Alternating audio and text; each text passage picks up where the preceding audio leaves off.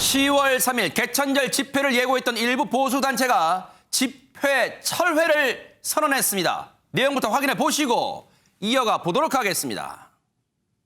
우리가 광화문 집회는 앞으로도 계속돼야 된다고 생각을 합니다만은 지금 코로나 사태로 인해서 정부가 덫을 쳐놓은 상황에서는 우리가 그 덫에 빠지는 일을 해서는 안 된다.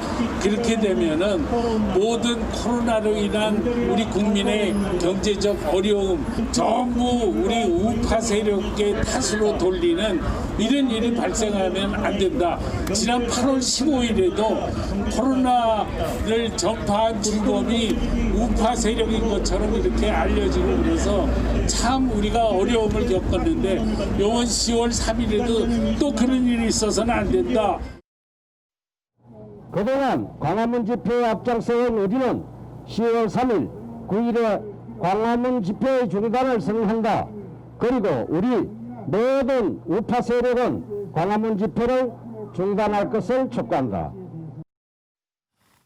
늦었지만 다행입니다. 진짜 집회를 안 하겠다고 선언하고 있네요, 백성문 변호사님. 네, 맞습니다. 지금 영상 속에 있었던 또 다른 인물 중에 한 분이 이제 김문수 전 경기도지사인데요. 아하. 김문수 경기도지사도 이렇게 얘기를 합니다.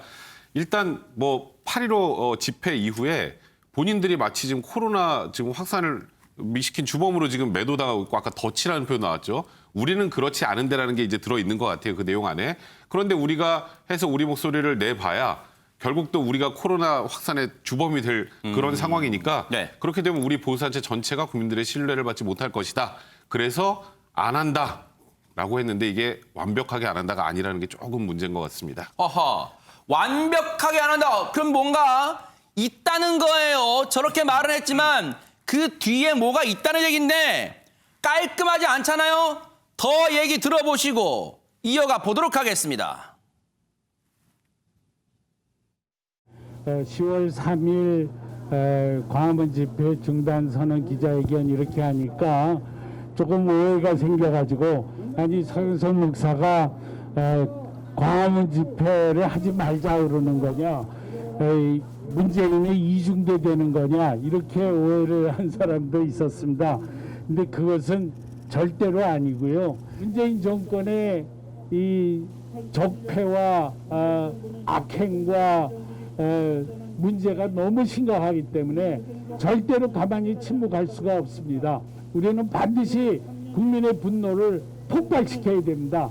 다만 그 폭발시키는 방법을 코로나 상황에서는 전환을 하자는 겁니다. 저희는 그것이 카퍼레이드가 대안이다 이렇게 생각을 합니다. 양지민 변호사님, 이게 무슨 말입니까? 카퍼레이드가 지금 여기서 왜 나와요? 카퍼레이드라고 얘기를 하잖아요. 그러니까 보수단체 얘기는 이겁니다. 드라이브스루 집회를 하겠다라는 허허. 건데요. 네. 이상적으로 집회를 했을 경우를 이제 상정을 해서 한 200대 정도 차량을 모아서 행진을 할 것이다라고 이제 얘기를 했고요. 네. 만약에 정부에서 이거를 금지를 하면 통고를 받자마자 소송을 하겠다라고까지 이야기를 했는데요. 네. 이러한 이 보수단체 이제 예고에 대해서 경찰 관계자의 얘기는 차 안에 들어가 있더라고 하더라도 차 안에 있는 사람도 10인 이상의 집회 금지에 이제 해당을 한다라는 거예요. 아, 사람이 수를 일일이 세겠다는 얘기네요. 그렇습니다. 네. 그렇기 때문에 만약에 200대의 차가 모인다, 그 안에 200명 이상의 사람이 타 있게 되면은 집회 금지 원칙에 해당하기 때문에 사실상 금지 통고를 하겠다라는 말로 해석이 되고요. 네. 일단은 그렇게 밝힌 것처럼 서울시와 의논을 해서 금지 통고를 결정을 하겠다라고 지금 밝힌 상황입니다. 코로나 시대에 드라이브스루 검사까지는 우리가 이 K방역으로 널리 알렸는데 이제는 드라이브스루 집회 얘기가 나오네요. 관련해서요. 10대 이상 앞서 들으신 것처럼 경찰은 10대 이상 모일 수 없다. 그리고 200대 차량 시위를 지금 보수단체는 예고하고 있잖아요. 보수단체는 그렇다면 결국 집회를 포기할까요? 철회할까요? 아닐까요? 더 들어보시고 이어가 보도록 하겠습니다. 10월 3일 날 200대 차량이 행진을 하겠다. 그러면은 이제 당장 오늘 정부가 경찰이 우리에게 금지 통고를 할 겁니다.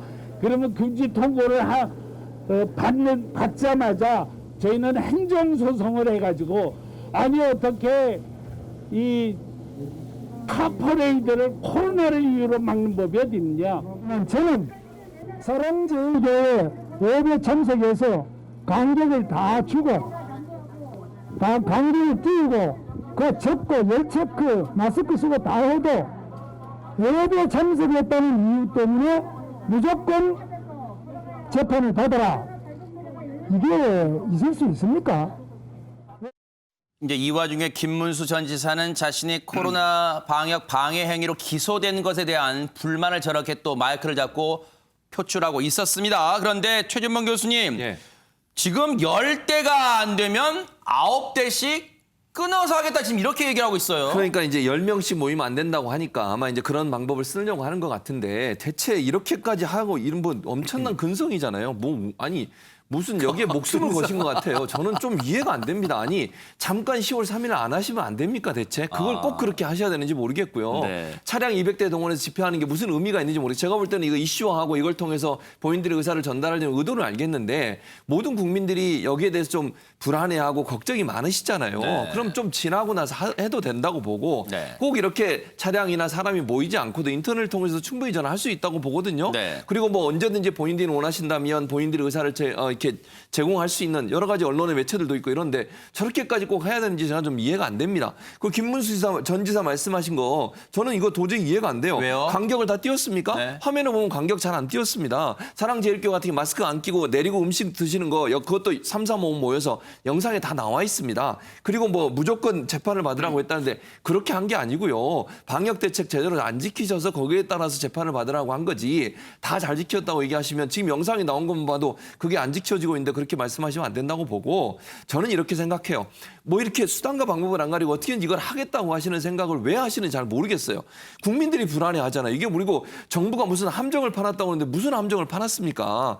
지금 이렇게 코로나가 어려운 상황이고 지금도 100명 밑으로 떨어졌다가 다시 100명을 올라왔잖아요. 네. 이런 상황에서 모든 국민이 불안해합니다. 이건 정부뿐만 아니라 네. 그런 상황이라고 하면 조금 참으시고 네. 다음 기회에 또 할 수 있는 기회가 충분히 있고 인터넷을 통해서 할 수 있잖아요. 네. 꼭 이렇게 모이시려고 하는 부분은 제가 볼 때는 지지를 받지 못하는 집회가 될 수도 있다 이런 네. 생각이 듭니다. 아, 근데요. 네. 지금 카퍼레이드라고 말씀을 하셨거든요. 네. 10대씩 한 200대가 쭉 연이어서 카퍼레이드 한다고 그러면 이거는 행정소송 관련하고 할 필요도 없어요. 아하. 경찰이 당연히 금지할 수 있어요. 아, 그래요? 도시에서 교통의 지장을 초래하는 행위라고 한다면 네. 그 카퍼레이드가 이거는 시위하고 관계없이 경찰이 통제하고 금지할 수 있습니다. 네. 이건 좀 잘 알아보시고 하시는 게 맞을 것 같습니다. 네, 국민들에게 불편을 주는 행위는 경찰이 막을 수 있다. 아마 그런 취지인 것 같습니다. 그렇다면요, 지금 정부는 이 해괴망측한 단어 드라이브스루 집회를 어떻게 대응하겠다는 방침일까요? 그 얘기 들어보시고 이어가 보도록 하겠습니다.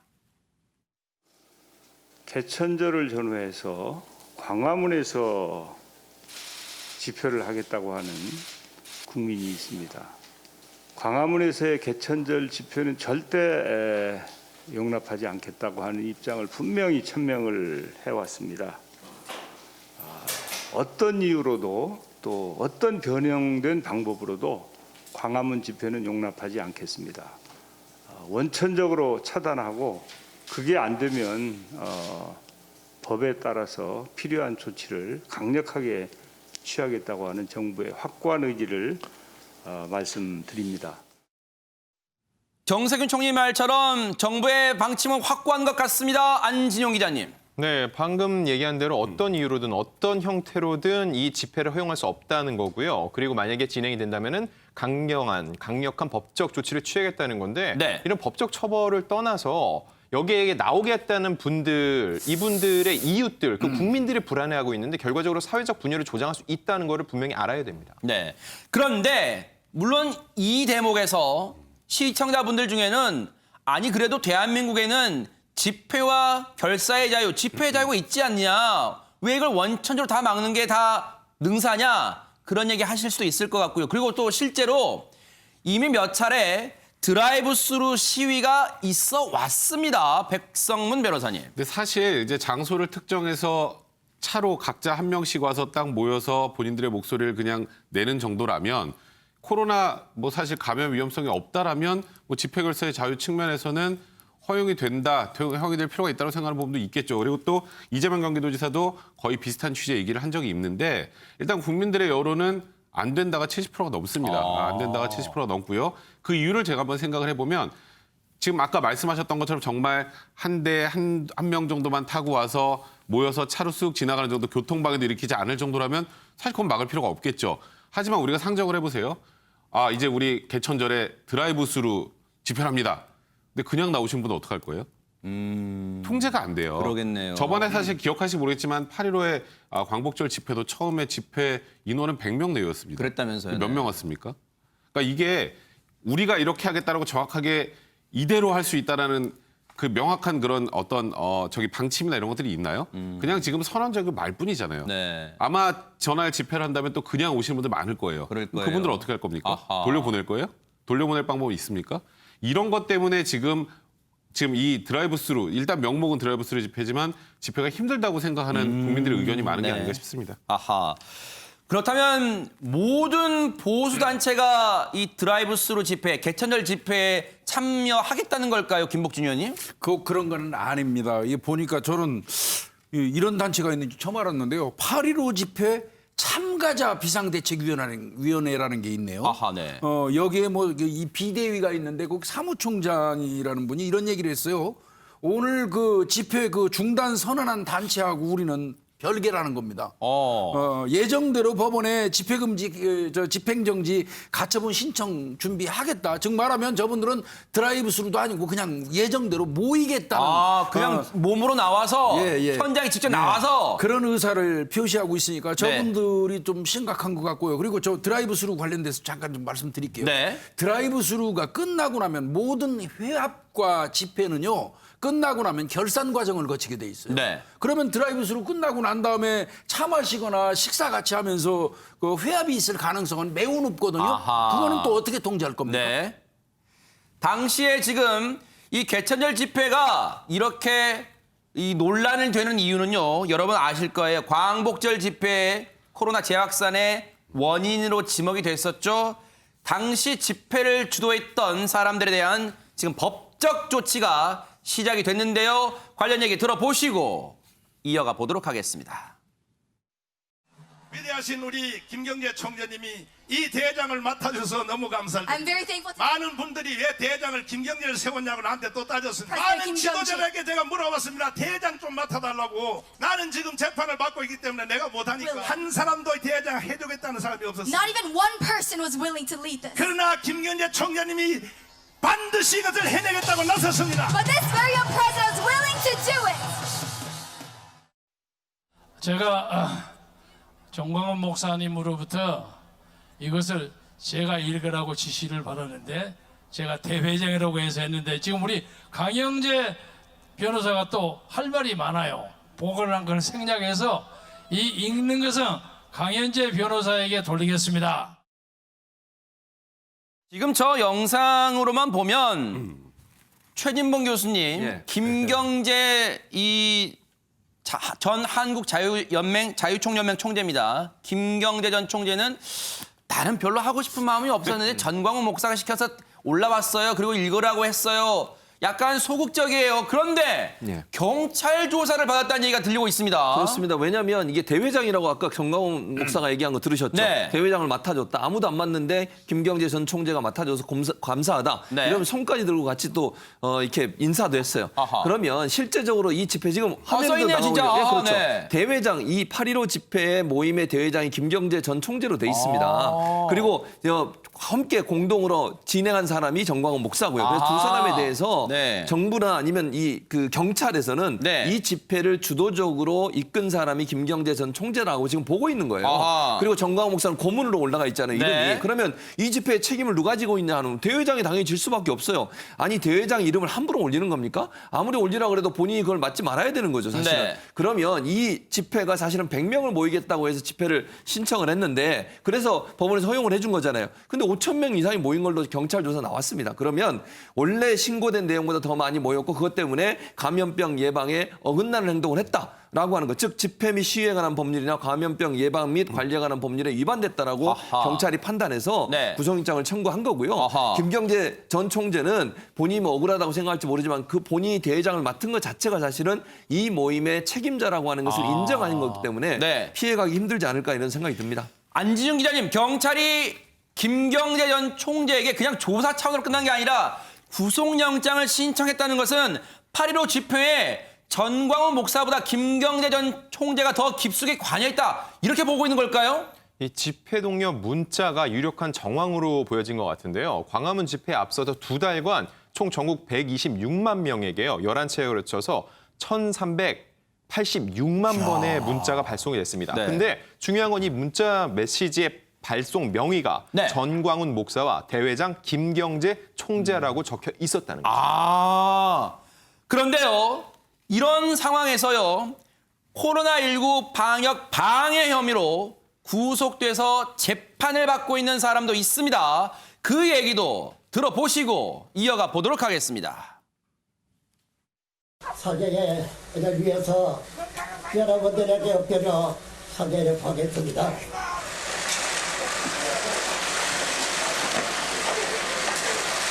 코레라 합산 이것을 막기 위해서 노래해 준 데 대해서 너무나 고맙고 고맙습니다. 이 정부에게도 이 사람 용서를 구합니다.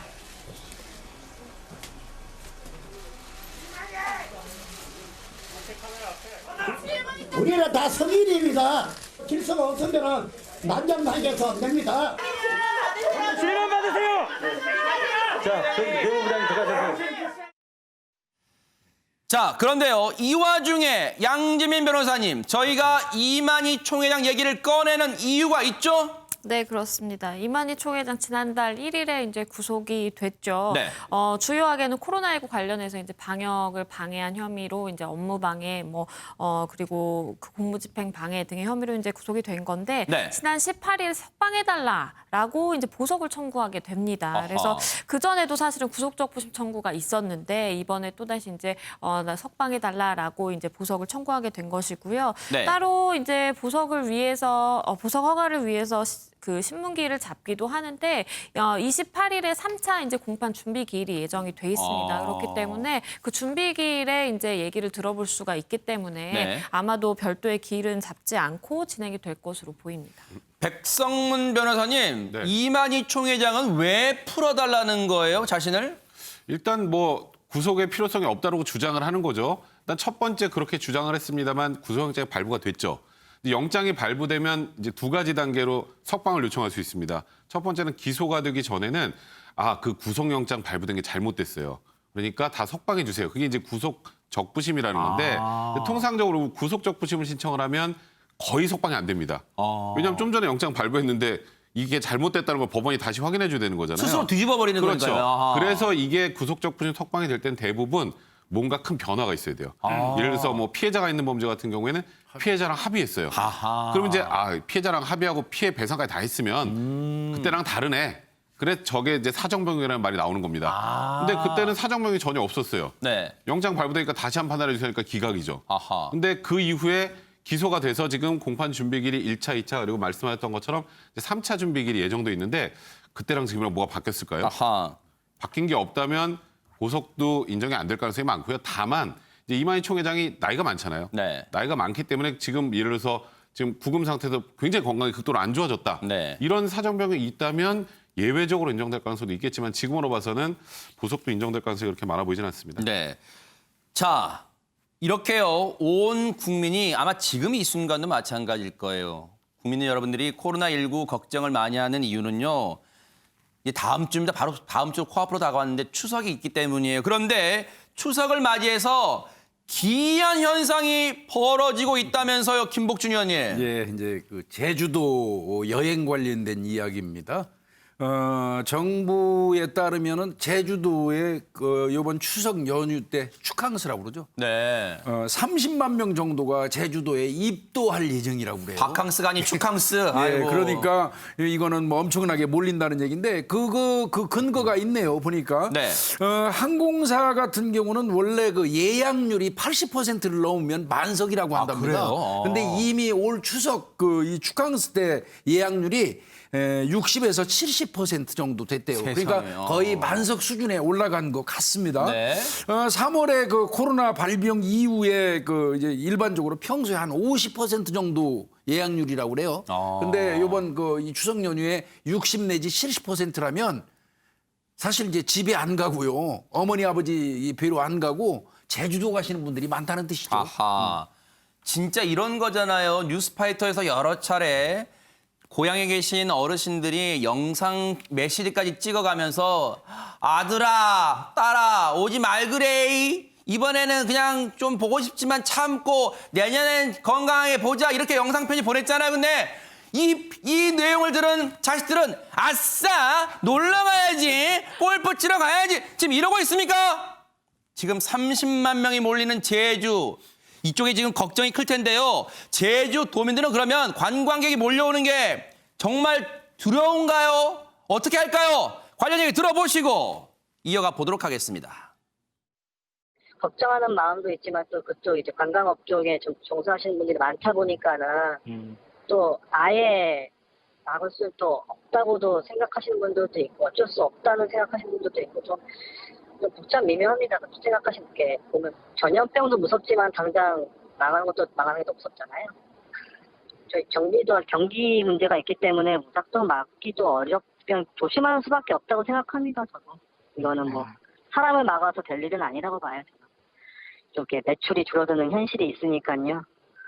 그런 부분을 이렇게 무시할 수는 없는 것 같습니다. 저 말씀을 들으니까요. 최진문 교수님. 예.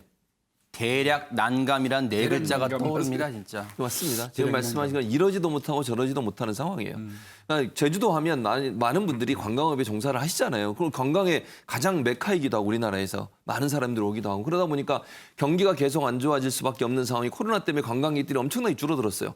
비행기표가 10,000원, 20,000원에 팔렸잖아요. 네. 그 정도로 떨어질 정도로 숙박업계는 거의 문 닫는 일이 있었고 이러다 보니까 이제 뭐 어쨌든 추석을 맞이해 사람들이 많이 오겠다고 하니까 그게 한편은 또 반가울 수밖에 없잖아요. 경기가 다시 살아나서 제주가 활성화될 수 있는 기회를 갖는 거. 그런데 한편으로 그분들이 와서 혹시나 코로나를 전파하고 가시면 아이고. 그게 또 얼마나 걱정이겠어요. 그러니까 이러지도 못하고 저러지도 못하는 게 저는 고향에 계신 부모님도 그런 마음이라는 생각이 들어요. 네. 정말 자식 보고 싶고 손주 보고 싶은데 혹시나 와서 또 자기나 아니면 자식이나 또 옆에 있는 사람들이 피해를 당할까 그것 때문에 오지 말라고 얘기하는 거잖아요.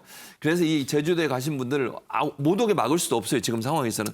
중요한 건 제주도에서 철저하게 준비하고 가시는 분들도 정말 떠나시기 전에 발열이 있거나 아니면 조금이라도 이상증은 있으면 가시면 안 돼요. 아무리 예약을 해놨어도 맞아요. 가시면 안 되고 가서 혹시나 증상이 발현되면 바로 여행 중단하시고 맞아요. 또 요즘 그러잖아요. 돈 아깝다고 계속 하시고 나오는 분들 맞아요. 절대로 그러면 안 돼요. 네. 중단하시고 바로 방역 당국에 신고하고 조사받고 거기서 완전히 치료될 때까지 계시다 오셔야 된다는 거 꼭 명심했으면 좋겠다는 생각이 듭니다.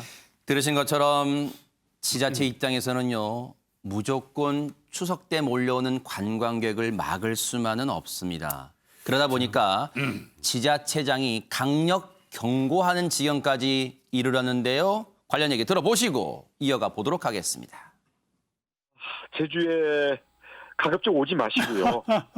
예, 뭐 여러 가지 예를 들어서 뭐 불가피한 경우들이 있을 겁니다. 그래서 오는 분들은 저희가 뭐 친절하게 모시도록 하겠지만 말씀드린 것처럼 조금이라도 증상이 있으면 절대 오시면 안 되고요.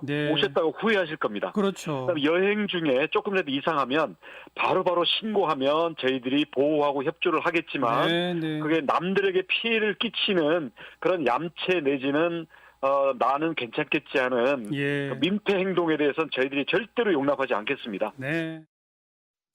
저렇게 지자체장이 언론 인터뷰로 호소하는 지경까지 이르렀는데 아니 그런데 백성문 변호사님 호소 갖고는 이건 부족하잖아요. 뭔가 실질적인 대책이 있어야 될 거 아니에요. 그건 지금 제주도도 비상입니다. 아하. 사실 지금 제주도에서는 코로나19 발생이 별로 없죠. 수도권에 많이 집중돼 있는데 수도권에 있는 분들이 가다 보면 전파할 수 있잖아요. 아하. 그러니까 거의 수도권에 준하는 고강도 방역 대책을 내놓은 건데요. 이제 일단 제주도에 들어가는 분들은 전원 다 마스크를 쓰셔야 되고 아하, 그리고 발열 등의 의심 증상이 있으면 외출이 금지되고요. 그리고 37.5도 이상 이제 열이 나는 경우에는 의무적으로 진단 검사를 받아야 되고요. 아하. 진단받고 돌아다니는 게 아니고요. 괜찮아질 때까지 격리해야 됩니다. 결과 나오고. 그리고 이런 방역 수칙을 위반할 경우에는 뭐 300만 원의 벌금도 벌금이지만 여기서 더 중요한 건 여기서 만약에 증상이 있는데 괜찮겠지. 다니다가 몇 군데 누군가라도 감염시켰어요. 그럼 지자체에서 또 역학조사해야 되죠. 또 그러면 비용 많이 들죠. 이거 구상권도 청구한다고 하니까 제주도 가시는 분들 철저하게 이 방역 수칙은 지켜야 될 것 같습니다. 네. 언론 통해 보셨겠지만요. 오죽하면요. 더 돌 하르방도 마스크를 쓰고 있겠어요. 제주도가. 정말로 지금 제주는 비상일 거예요. 가시게 되면요. 어쩔 수 없이 가시게 되는 분들은요. 꼭 방역수칙 지켜주시기 바랍니다. 그래야지 대한민국이 삽니다.